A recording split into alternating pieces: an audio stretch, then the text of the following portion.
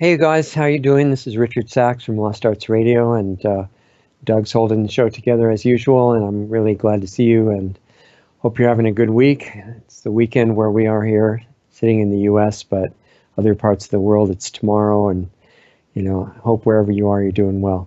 We have a lot to go over today, probably more than I have time for as usual, but we'll do the best we can, and I think I probably have to give you a disclaimer or warning or something before we get started, because this is some really outside the box stuff, but you're kind of used to that. You already know it's a little bit unusual, and no need to agree with anything as always that I'm giving you as interpretations, and it just observations that I'm sharing with you and encouraging you to find your own, do your own investigation, do your homework, as they say, and look at what's happening inside and outside of you and draw your own conclusions and keep learning. So today I thought it would be good to talk about a subject we've heard about since we were little babies, and it's the issue of good and evil. We matching up words to what they actually mean and represent is a lifelong challenge, and some things we're so familiar with that we assume we know exactly what they mean, but it's not always the case if we really look at it. So usually, in my experience, good is defined as, excuse me, as obedience, and evil not obeying. But obeying what? Usually whatever belief system or religion that we happen to be born into, and the idea is that it can't be questioned. If you do question the belief system that everybody follows in your circle, then you're bad, and bad things have to happen as a result of that. But on another level, at the same time, if you live in some kind of society like most of us do, then good is obeying whatever the law is, and evil is breaking it. And if the laws are reasonable, then that's a pretty good idea, and it's practical, and it lets your society function. It gives you some safety in life,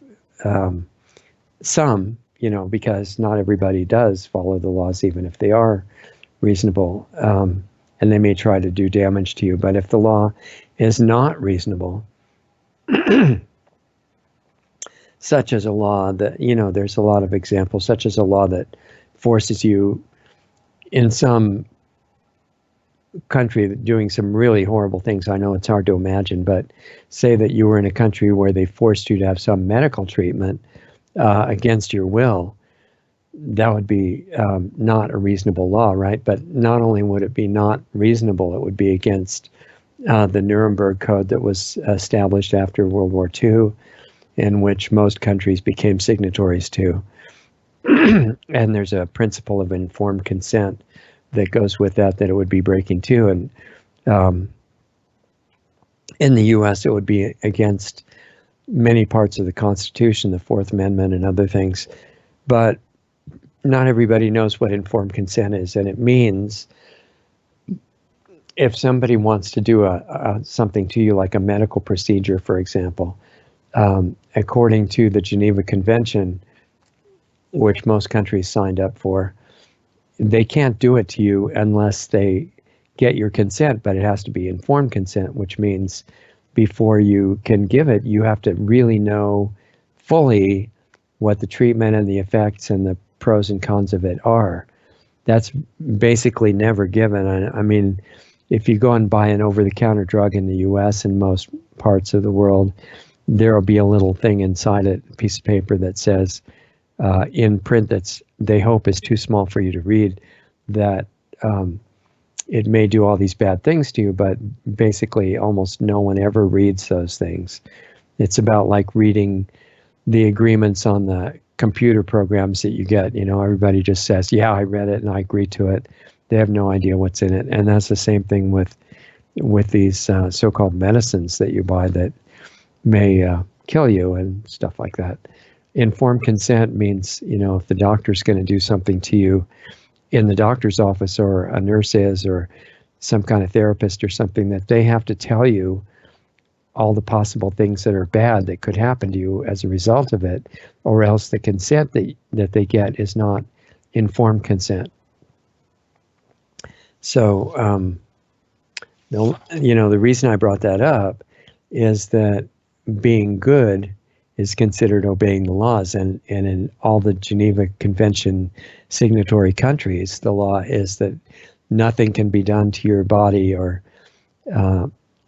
certain other things without informed consent. And that is broken all the time. So you could certainly interpret that as evil, but they hope that you don't notice and, don't have any opinion about it and won't do anything in response. Other examples of unreasonable laws where following them is not necessarily a good thing. Civil asset forfeiture is a great example in the U.S., basically meaning that police can steal whatever you have. You're including cash out of your wallet, your car, if they stop you. They just have to have a suspicion that it's involved in a crime. And it's considered civil asset forfeiture, which means that you don't have the same protections against criminal charges. They're just doing it. Supposedly it was started to stop drug dealers from having enough assets to escape reasonable drug charges, but it's gotten completely ridiculous. So now, a law like civil asset forfeiture is an example of a law that's really terrible, and the police that are carrying it out know it's ridiculous, and they're just hiding behind the fact that it's established procedure, but it's an example of a really bad law. Another one is, let's say that some country had a law against truancy, meaning that your kids had to go to school, or they could be stolen from you by CPS, or you could have other fines or imprisonment or things like that. Well, what about if you don't believe in the school and they're teaching things in the school? Like, what if someday they started doing really bizarre things in a school, like they're doing all over the world right now, teaching so many things that parents who still have some sanity, of course, wouldn't believe in? How can you make a law that you have to send your child to the government school? It's presented as equal opportunity for everybody to equal access. Well, you have this free education. What if the education became brainwashing? Why would you want free access to that? And one answer to that is homeschool for the people who have time or friends to do it. But most people are not in a position where they feel like they can do homeschooling. So it's a situation that needs to be improved. And in some countries like Sweden and I think Germany, anyway, various places where they think, well, this homeschooling thing is really bad because it lets kids escape from their brainwashing, which is the whole point of school, actually. It's not this wonderful opportunity. It's so that you'll think in certain ways and the rulers will own the next generation. It works really well. Some famous dictators have talked about it. But places like Sweden and maybe Germany are taking the approach of just outlawing homeschooling, and that solves the problem. And other places are looking at that too, and I'm sure it will come to the U.S. if things keep going the way they're going in the UK and Australia and places like that. Or what if there's a law against something completely innocuous that couldn't hurt anybody, like collecting rainwater on your own property? People have been arrested for that not because it's against the actual law, but because it's against the policy of government agencies that have no legal basis to exist. In the US, like EPA has actually given people huge fines with no recourse for collecting rainwater on their own property. There's some famous cases of that. Or, other things like your child can't have a lemonade stand in your front yard. There are towns that have ordinances against that and have actually shut down, little kids' lemonade stands. Or that you can't use the wrong pronoun for somebody. That would never happen, right? But it's actually happening. And in California, leading the way as they do in many areas of life, are actually getting to the point where you can be arrested for using the wrong pronoun. That's called insanity. And the point that I make in bringing that up is that while obeying the law in general is one definition of being a good person, obeying laws that are insane is another issue. And the founders in America, who had a lot of flaws, but they had a lot of really great ideas and wisdom as well. And they thought of this thing that you're not supposed to know about, that jurors in America actually have the right to judge and throw out the law, not just the person's action. So if somebody got convicted of daring to have a lemonade stand in their yard, or calling somebody the wrong pronoun that they didn't like, the jurors, if they're conscious and awake and aware of jury nullification, which is what it's called, and you can look that up on a search engine. Not Google, hopefully, but something like DuckDuckGo that doesn't spy on you. But look up jury nullification, and you'll find things like Fully Informed Jury Movement or Fully Informed Jury Association, and those are good groups that need to be supported, in my opinion. So they can, in trials in California or in the U.S. anywhere, they can throw out the whole case and say innocent just by virtue of the law being crazy. Plus the fact that in America, supposedly, this isn't being followed right now, but it's a really good idea, that any law that is unconstitutional is not a law. It's just void. In fact, in the beginning, when they were first writing the founding documents of America, they had this doctrine that any law that couldn't be easily understood by the average person was just thrown out in the right away. It was called void for vagueness. Meant it was too hard to understand, because the law wasn't for lawyers in the beginning, it was for everybody. So they pretty much ignore the thing about unconstitutional laws now. And, for example, the Constitution say a list of things that the federal government can do, and it specifically says that anything not on the list they can't do.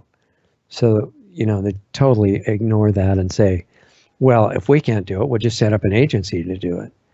Completely illegal, but most of the agencies are set up on that basis. So those things are usually ignored, but according to the founding documents of America and hopefully some other country, but I don't know of any, all these rights are rights of humans everywhere. No matter what country you live in, even if they don't have a constitution, or even if it's a bad constitution, because remember, a constitutional republic is not necessarily any good. It's only good if the Constitution is written by wise people. Otherwise, the constitutional republic can be terrible. And there are a lot of people who think, wow, a constitutional republic is the best form of government and it's wonderful for all these reasons. That's not true. It's only true if the Constitution is good. Otherwise, it can be worse than a tyrant in some particular cases. But, there's a little important safety tip that even though these rights apply and belong to people everywhere, you might want to be careful in trying to exercise them, because if you're living in a tyranny where they will kill you for exercising your rights, it's a good idea to, be careful about doing that. But the point is that obedience to law was considered good, but it's acknowledged that this changes. If the laws themselves are bad, it doesn't make you a good person to follow that. For example, if you're in a state, and I think some of the states in the mid-eastern part of the U.S. have civil asset forfeiture, and you're a police person and you're enforcing this kind of stuff, that's not a really valiant thing to do. You're helping to commit a crime, and it brings up the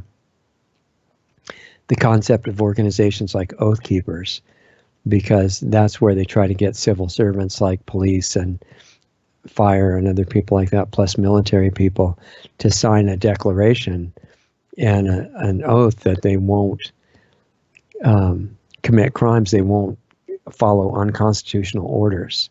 It's a great organization, right? Stuart Rhodes, Rhodes, is the one who started it.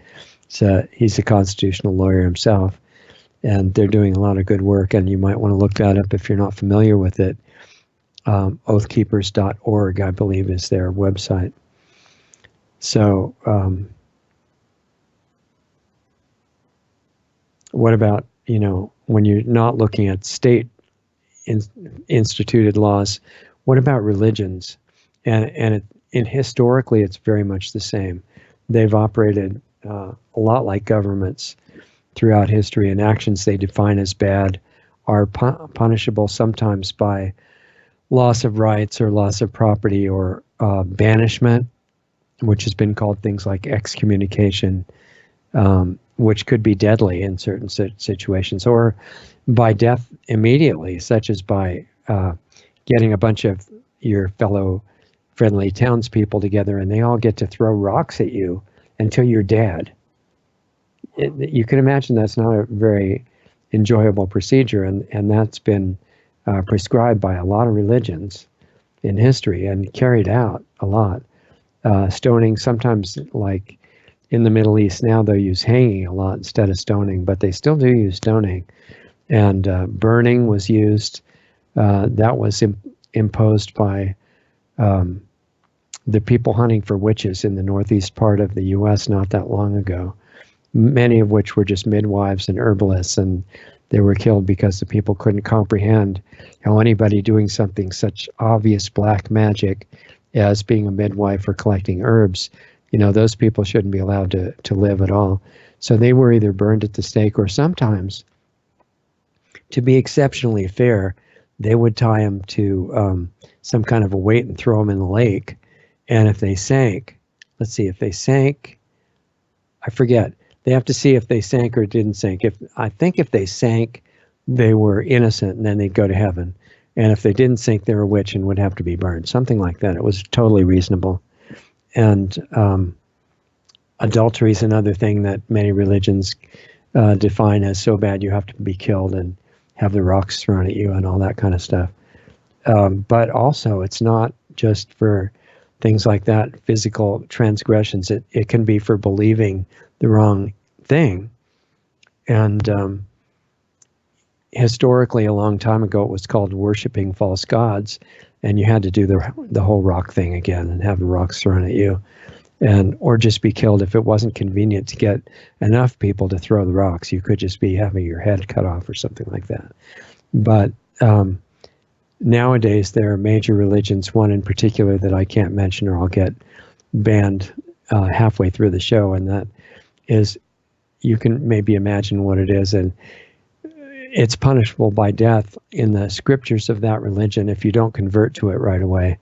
Although sometimes, to be fair, they do say you can get out by becoming a slave or paying a special tax, which is really extremely merciful.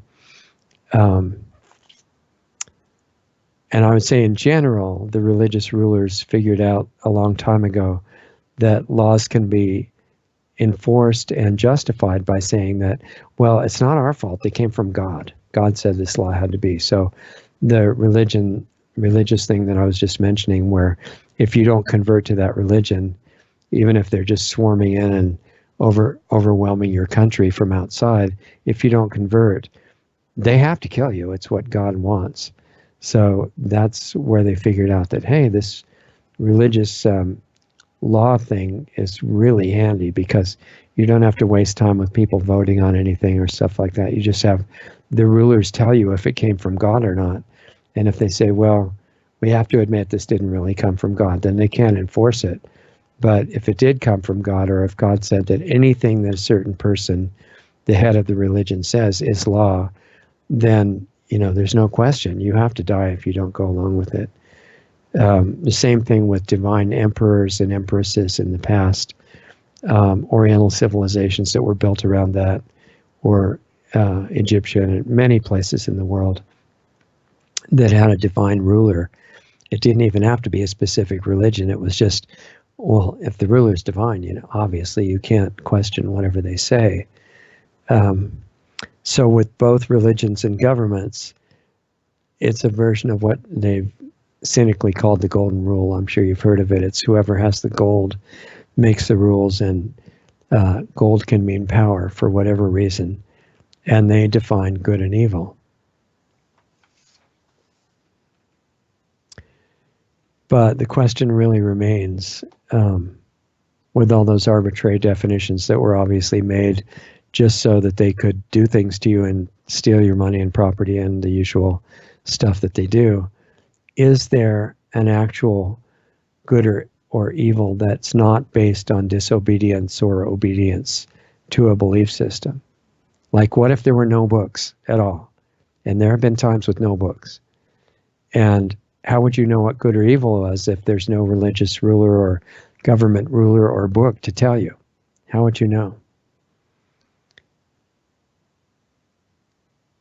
I would say,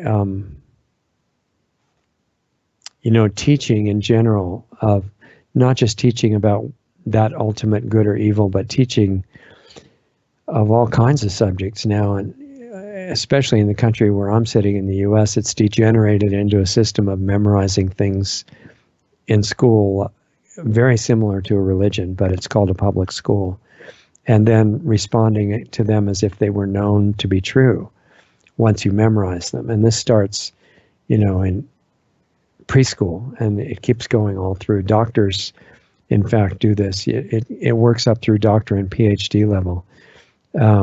Doctors do this. They think they're learning these things, but they're actually memorizing them. Like, you may have heard something, I can't go into this too much or we'll disappear from the air right away. But doctors learn from certain protocols that if it's safe and effective, well, it just is safe and effective. Why? Because the representative of the company that sells it says it's safe and effective, so it must be. Or the professor that's usually deeply connected to the company that makes whatever it is that he's saying is safe and effective, says it's safe and effective, and so they just memorize, a million times safe and effective, and they come out and say, well, yes, these things are safe and effective. And somebody says, well, how do you know that? Why is that? And generally the person who memorized safe and effective gets very upset because you're not reading your script. You're starting to ask questions, and that's not acceptable. You're just supposed to say, oh, well, you're the expert. You've got a stethoscope around your neck or, tie on or anything. So I guess it's true. You must have gone into this incredible, indescribable depth of study to come up with this verdict, which is safe and effective. And so it must be true. So I'll go ahead and do it to my children and, myself and my wife or husband and anybody else that I can, encourage that this is real science, which is our religion these days, is called science, based on memorization. And they memorize things like safe and effective. And another really good one that we got from a nurse that was on the Sunday show, it was I hope she'll be back soon. She was pointing out they memorized true, unrelated. Now, just if you want to see what that's like, try repeating that 100,000 times and then questioning yourself about whether it's true.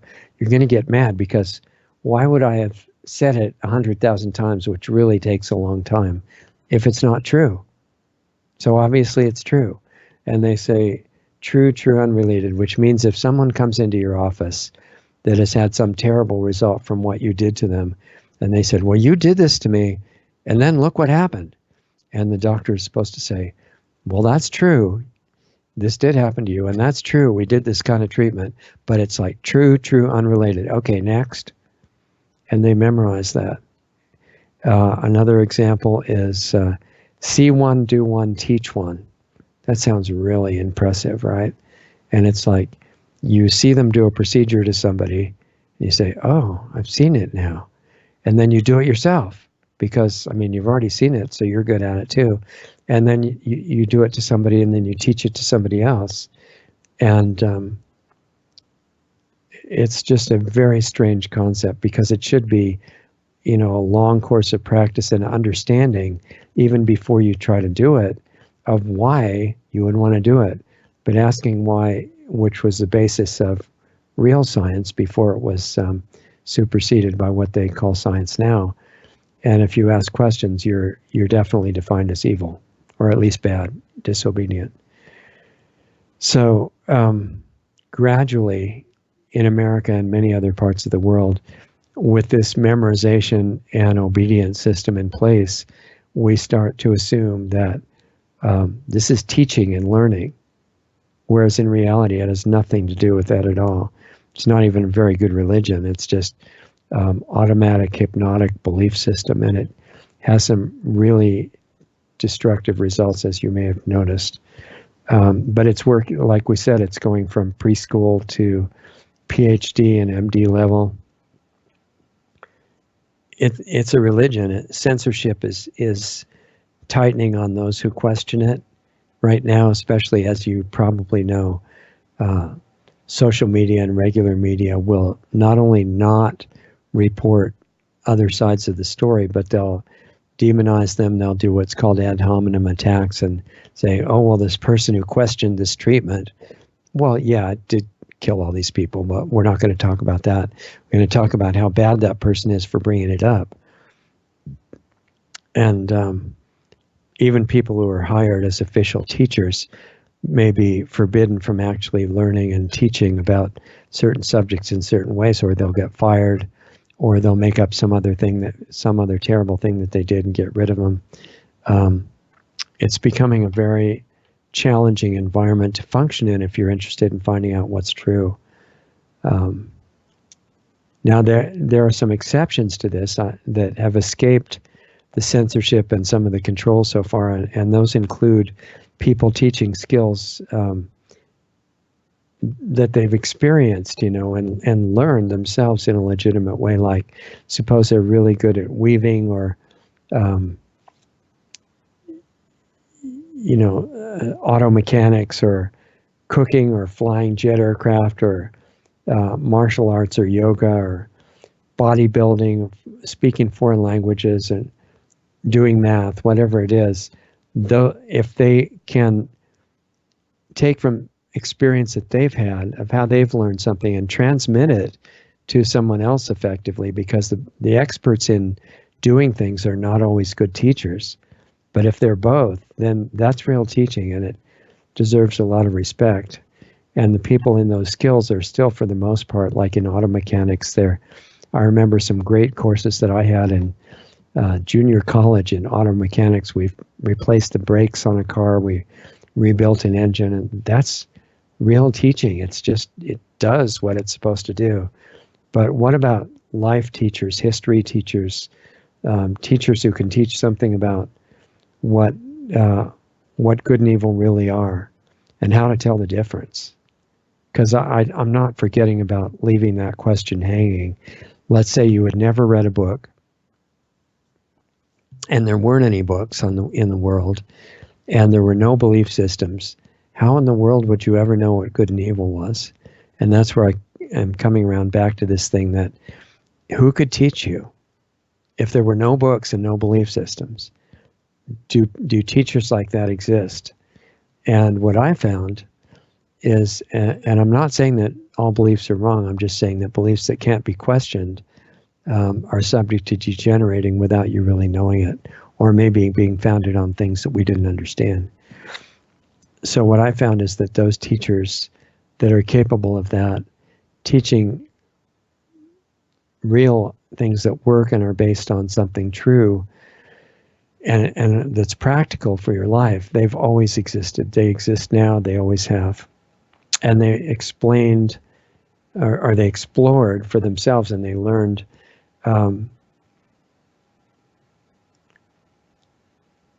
I'd say both in the world and things that existed internally. They've made mistakes and corrected them and learned from them, and learned why they made mistakes and corrected their experience. And again, in my experience, some of them have come from different levels of life, and they haven't made those mistakes, but they still end up teaching the same things. And what they're teaching is valid, and it can be reproven by whoever learns it. It doesn't have to be memorized and just blindly obeyed. So for those kind of teachers, good and evil on all the levels of life are real, and they don't come from any belief system because they've existed from the beginning. So where does it come from? This is going to get more outside the box. And again, I have to reiterate that I'm not asking you to agree with me on any of this stuff at all. But these really great teachers knew that under all the programming that we all have, and at the very deepest level of consciousness, they saw one being. And later on, this got translated into belief systems. But in the beginning, they were talking from their own experience. And they said, look, there's one all-conscious being, this essence of indescribable, unimaginable love and awareness. And it's in everybody. It's omnipresent. That got picked up without context in a lot of different scriptures later. But in the beginning, they were saying that this is what's going on. And that one being is playing all the parts of this play that we're in called real life. And all the different creatures and life forms and everything. If you dig down, get rid of the physical form and the mind and the body and go deeper, it's all the same being. So that included us and all the others, and the ones that we think of lower life forms. That being was at the base of everything. So they know that one being is not without qualities. It's all beauty. It's all consciousness. It's unlimited love beyond imagination. It's not based on reason. It's way beyond that.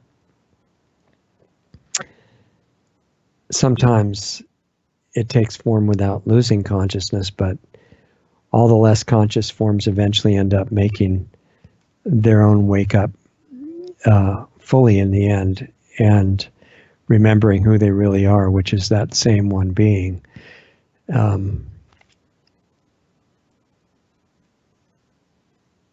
At that point, they don't need the forms anymore and no limitations. So nobody under that understanding, and I'm not telling you to agree with it, it's just something I want you to look at. Nobody gets permanently lost that way because of who they actually are, because of who we are. There's nowhere else to go except back where we came from. In the end, there's a lot of sidetracks to take, but in the end, there is nowhere else to go that's real.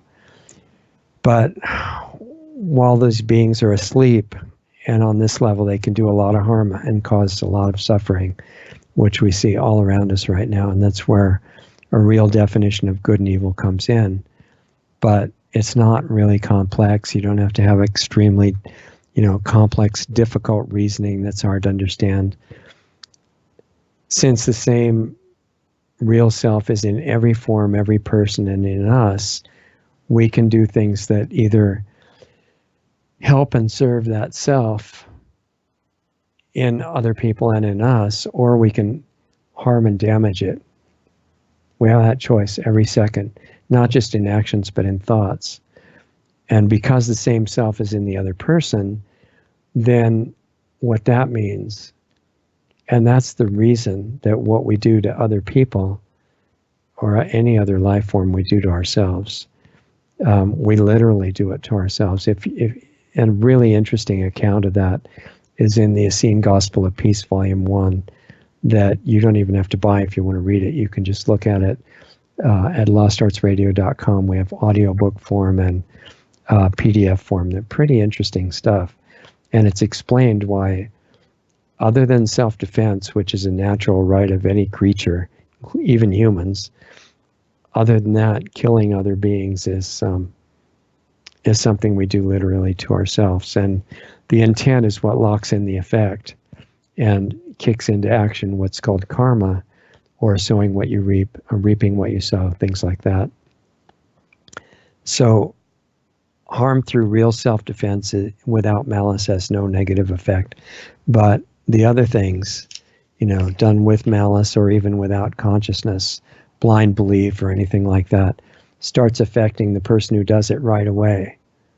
Now, if you look at this as being, possibly true, and I'm not telling anybody to accept it, but just to explore it if you're interested, that starts to show you that the rulers that are in charge of the world, that are doing horrendous crimes to everybody right now, may have high IQs and be pretty clever at what they're doing, but they're not too smart, really, because they're setting themselves up for some interesting experiences. And how does it work? It works on levels of consciousness behind what we see. So the real being playing all these parts is always trying to pull everything into harmony and beauty and love, and that's natural. It's not because it's figured out, it's because that's what it is. So if our intent to do anything, or even in thoughts or what we say to people, goes against that, then it's against who we really are. That's what sets in motion the reaction. The being at the base of everybody wants to get back on track and into harmony, no matter what it takes, how long it takes, or anything like that. Sometimes it takes a long time.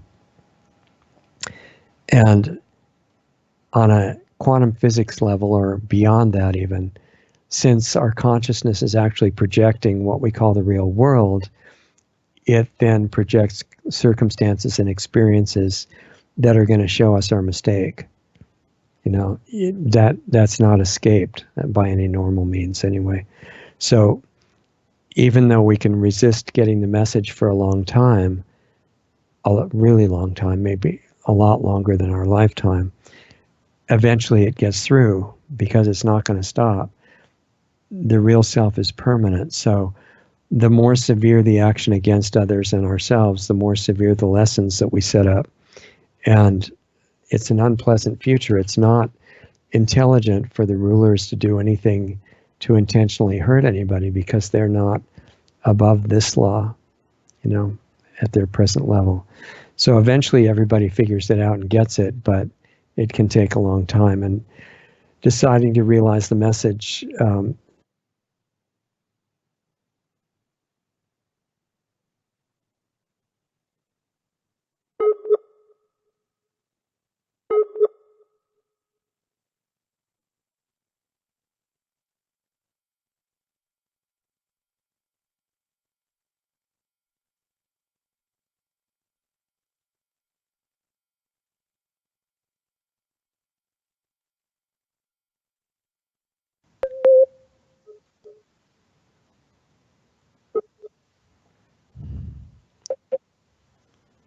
are we back? Okay, sorry, you guys. I'm not sure exactly where we got cut off, but I was just saying that deciding to figure out what our internal guidance is trying to tell us, figuring that out sooner is a really good idea, and it can save a lot of suffering for ourselves, not to mention other people, because of this cause and effect type relationship that is working. And in the present world situation, with things being pretty severe and the fate of the world literally hanging by a thread in many ways, deciding to learn those lessons sooner could make a difference in whether life on this particular planet survives. And, you know, there's nobody to criticize. Everybody's made terrible mistakes, and hurting someone's feelings intentionally without cause, all the way up to murder and all kinds of deception for various reasons. But the spectrum goes through all the more serious actions and theft and murder and all the bad things that you can do. All of us are guilty of some levels of this. So condemning ourselves for it is completely counterproductive. It seems like it's reasonable for justice that, oh, you know, I've done all these bad things, so I should hate myself and all that. That just locks you into that pattern until you stop doing that. It keeps the cycle going because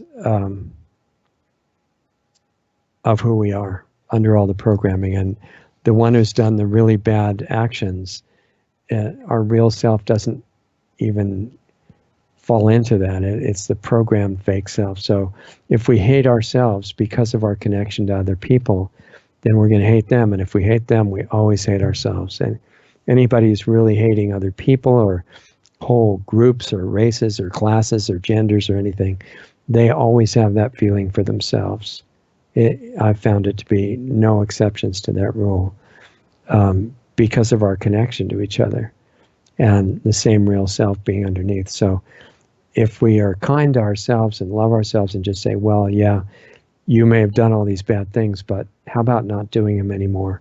And just, you know, becoming true to yourself without the condemnation, then you can change relatively quickly and easily. In spite of all the mistakes, once you stop doing them, then that's over.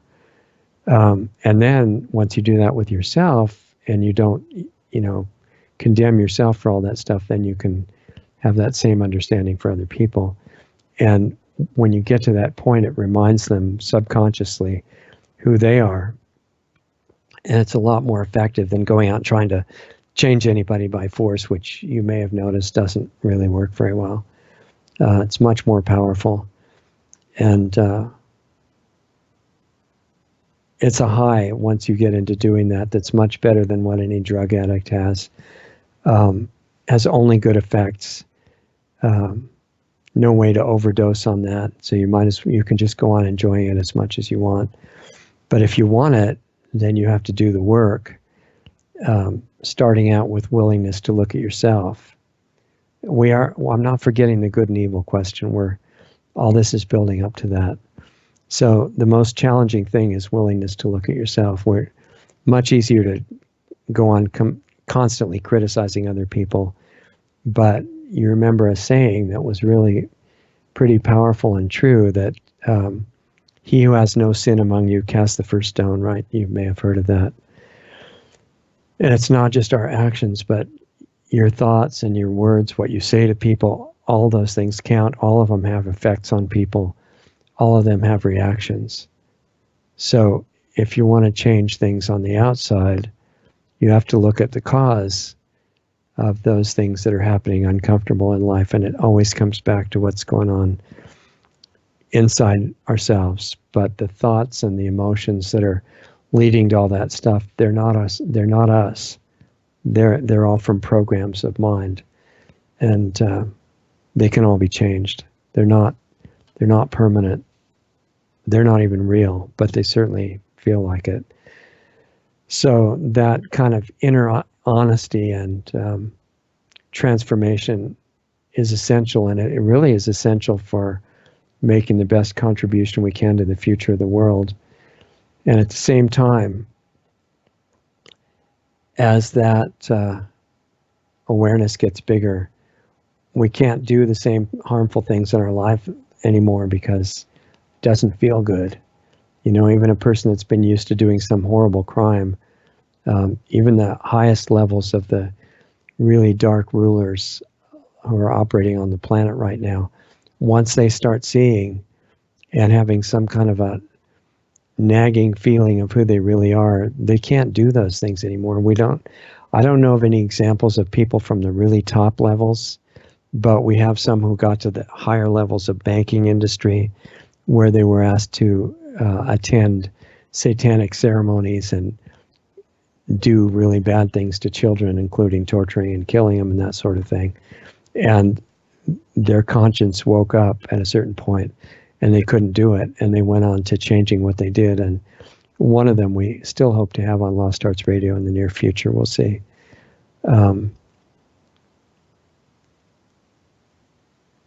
When that awareness starts coming up of who we really are and what's really going on, then things start changing and it can't be stopped at a certain point. So back on our level with just the regular people like the rest of us, we have a problem because a lot of the jobs available to make money these days, careers people are following are really doing great harm working for these super toxic corporations that are making great profits by destroying the natural world and hurting other people, doing a lot of harm. It's not really necessary to do that stuff to make money, but it's become the pattern now that's most common. And you got a lot of examples all over the place, and most of the people in them are really good people, and they were trained for that, or they trained themselves for it, and it's what's happening and considered normal right now. But it's not normal because it's causing a huge amount of damage. Just look at regular things like the industry of growing food. You do it with toxic chemicals, and not just the poisonous sprays, but the chemical fertilizers that people will object to what I'm saying and say, chemical fertilizers, that's feeding the world. It's if we didn't have chemical fertilizers, the world would starve to death. But that's because it's been memorized. Like we were saying before, they were never necessary. And in fact, Justus von Liebig, the German scientist, I think was prior to 1900, but could have been a little bit later, that discovered that you could use 3 synthetic chemicals for the basis of fertilizing plants and create a whole new system of chemical farming, and you wouldn't even have to take care of the soil or anything. They thought it was a really great leap forward for mankind, right? For humanity. And before the end of his life, like with Pasteur, he was saying, sorry about the chemical fertilizer thing, that was a big mistake.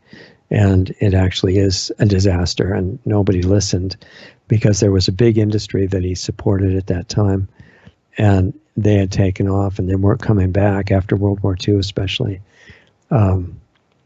But that's doing a lot of damage, and it's employing so many people, and it's creating the food that is being used for all kinds of aid programs and hurting the people that it goes to. If it disappeared, there would be a massive food shortage all over the place, but not because that kind of food is good for anybody. It's because the real food industry has almost disappeared, partially coming back now, but it's under attack too.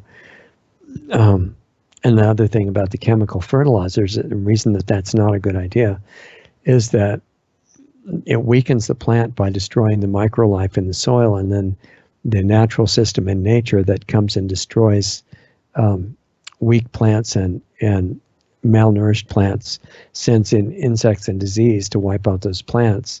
And that justifies the poison industry for spraying all this incredible poison on the food and then eating it, which is not brilliant. And it looks like it's unavoidable, but it's not. The same thing with GMOs. There are so many people employed in the what's called the biotech industry. It sounds really respectable and everything, but they're threatening the whole integrity of the genetic patterns in nature that have evolved over billions of years in a very delicate system. And I'm not saying evolution versus God or anything like that. Both are obviously true. It couldn't have happened by chance unless it was created. But once these living things are created, they do evolve, and you can see that happening. It doesn't mean if there's things evolving, there's no God or some silly thing like that. They're both going on all the time, and the people working in the GMO industry are not qualified to run nature. They're not that smart. If they were smart, they would never do it because it's always a step down from the natural state of things. The GMOs are not feeding the world. They're not any better at drought resistance. They're not doing all the things they claim to do. The real organic crops are far better, and they withstand drought better, and they're more productive if they're done right. There's no redeeming factors to GMOs at all. And if you're not sure about that, read the writings and the books of somebody who's not connected to the biotech industry, like Jeffrey Smith. Great books that he's written that are easy to read. Genetic Roulette and other ones like that. Seeds of Deception is really good. I recommend that you take a look at those. Huge industry right now, the medical industry, based on toxic drugs that basically what they are is they're toxic chemicals that you're supposed to eat to get healthy, right? Or if some of them you don't eat, they get a hollow needle and stick it in your arm or your leg or your hip or somewhere and put a liquid full of horrific ingredients into your body to really protect your health and prevent disease, right? Which is so brilliant. And the idea that would be good for you has to be protected by making it illegal to even question it. That should make you ask some questions and do your own research. I'm sure as soon as they can, they'll wipe out any of the things that you need to study to know the truth about that from the internet. But at the moment, they're still there, and you don't have to believe anybody, me or anybody else. You can find out from your own study and reading. Um, there are better ways to stay healthy. And again, just like with the GMOs, the question in the biotech industry is, well, exactly what is the best way to alter nature to make it really good and productive and profitable and healthy? Well, the best way is not to have that industry. And it's the same. There are other ways. There used to be more real farmers who understood the soil and the fact that it was a universe in itself with all these fungi and microorganisms feeding the plants. And if you fed the soil feeds the plants, and it keeps them healthy at the same time. The same thing is true of real health information, which is violently suppressed in the US and other places now. And a lot of people with credentials who have been trying to teach it have been killed for doing that. It's very dangerous at this point. What about the nuclear power industry, providing, jobs for so many good people? It's a guaranteed disaster. You saw Fukushima. That was just a little hint of what every single one of these things is going to do eventually if they're not shut down. And they can't be shut down quickly, which is an interesting coincidence. What about all the people working for these big tech companies that, they've had some whistleblowers recently that have real whistleblowers, I mean, not the fake kind, that explain what they're doing now that everybody's dependent on the certain search engines and certain social media platforms. They're being used to completely mislead people and to control elections worldwide and stuff like that. That's not a good thing. What about the telecom industry that is intentionally, it's full of great people who don't know there's anything wrong with it, but at the top they know that wireless and 5G especially are weapon system and Western weapon systems, and not just 5G, the 4G, 3G, 2G, 1G. Barry Trower has been on the show and explained that those are all weapon systems. And there's so many other industries that have the same issue. Internet of Things, which the US president thinks is fantastic because of all the jobs, is a complete enslavement system. And you want to know about the context of that, learn about Agenda 21 and look up Rosa Koire's video, which is still online, called Behind the Green Mask. It's really good. What about the abortion industry that is masquerading as women's rights, which is about...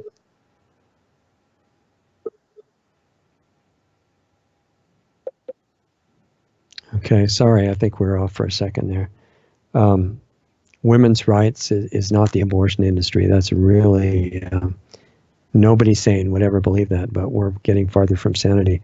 The smart grid, smart meters, all that. All in general, and the water fluoridation, all of it, it's not strange theories, it's really true. And only the people at the very top in general, understand what's wrong with it. But the others are locked into it because we need to make a living. The same goes for other power positions in agencies and cities and counties and states and all these organizations serving Agenda 21. The regular rank and file people mostly don't know anything about it in the utilities or any of the other stuff. It's only the top of the telecom companies that understand, FDA approving poisons and everything. I'm only mentioning this, and banking and everything, CPS, not to be negative or discourage anybody, but say we need to create a better system where money can be generated in a free market capitalist system, which is the normal, healthy way to have economies structured, that is not harmful. It's not involved in destroying the world or enslaving people. Anything like that. There are better ways to make money, and right now it's up to our creativity to find them.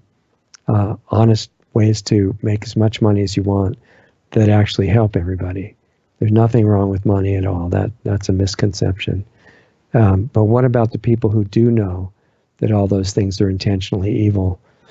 And that's a definition of evil, is intentionally doing things to harm and cause pain and cause destruction and death. In other words, what the top level of rulers are doing.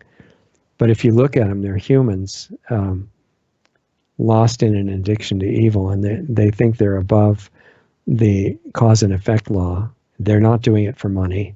They use money to control their servants in government and industry, but they're high on the drug of causing pain and destruction and death, and the doctrine of sacrifice, which we've talked about before.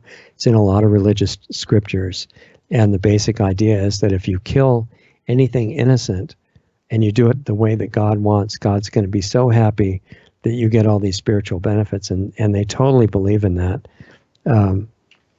And so they're doing what they think is the ultimate sacrifice, which is all of us, including themselves. And there are beings on other levels that aren't physical that are directing the same thing. But all of them are making a big mistake.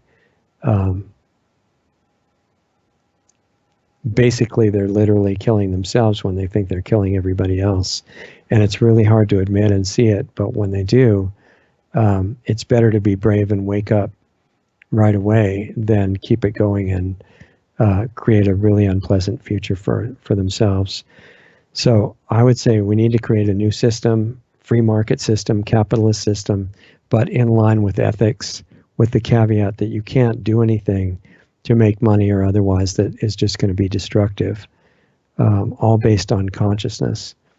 And I think that it's not too late, even at this point, that we could change the whole system and create something that would work differently. And the reason it's not too late, because there's a hierarchy on the good side that makes the dark side look like nothing. And so us not seeing it as the top priority of the people ruling the world right now, because if we become conscious, they know that this whole thing would turn around quickly. So I would say that's our guidance. It says what we need to do. The main message is it's not too late. Good is doing things that are going to help yourself and help other people. And evil, if there's a good definition for it, it's doing it for the sake of destruction and pain and death, like the cartel of rulers is doing to us right now and to themselves. So that's about as much as I have time to go into it. Remember that before we get finished today, that Lost Arts Radio has lostartsradio.com as a mailing list, and it's good to get on it even though we're not using it yet for this, that if we get cut off, if we ever get into anything that's controversial, which could happen, then and we get banned, then you can still find us. You can text an email address and your name to a phone number if you want to that Doug set up. It's 928-235-4676, or email info@lostartsradio.com. Doesn't cost anything. We'll put you on the list.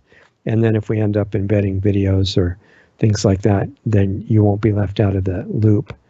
We're also on Brighteon.com. I would go and take a look at that now before the other ones disappear. It's BRIGHTEON.com. Our channel there is Brighteon.com/channel/LostArtsRadio.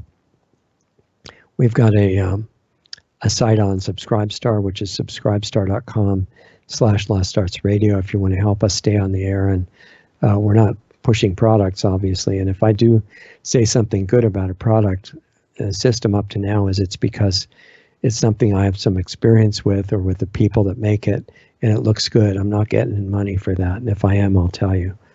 PlanetaryHealingClub.com is an access point to the club where we get together on a secure platform that is not subject to censor as much as these public ones are.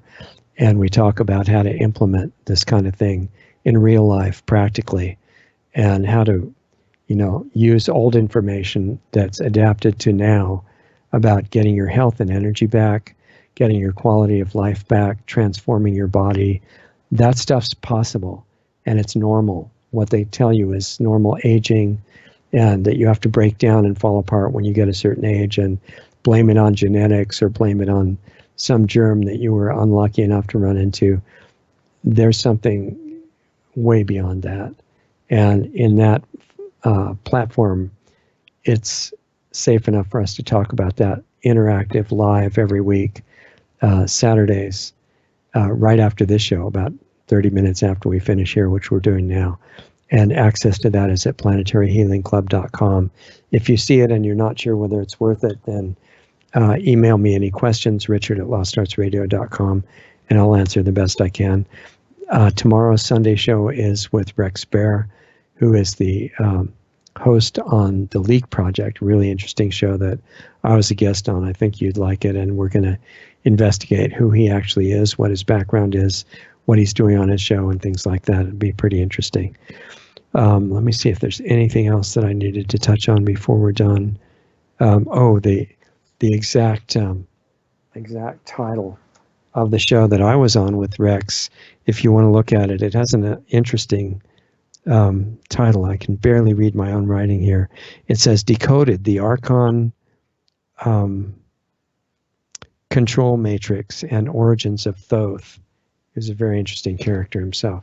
So if you want to look at that, look it up, and I think you'll like the show. We got a lot of good feedback from it. Otherwise, have a great week. Thanks for spending the time with us. I really appreciate it. Thanks for letting me be part of the show with you. And anybody who wants to come to the club meeting, planetaryhealingclub.com. We have a few minutes left before that. And Sunday show tomorrow. And otherwise, have a great week, and I'll see you next time.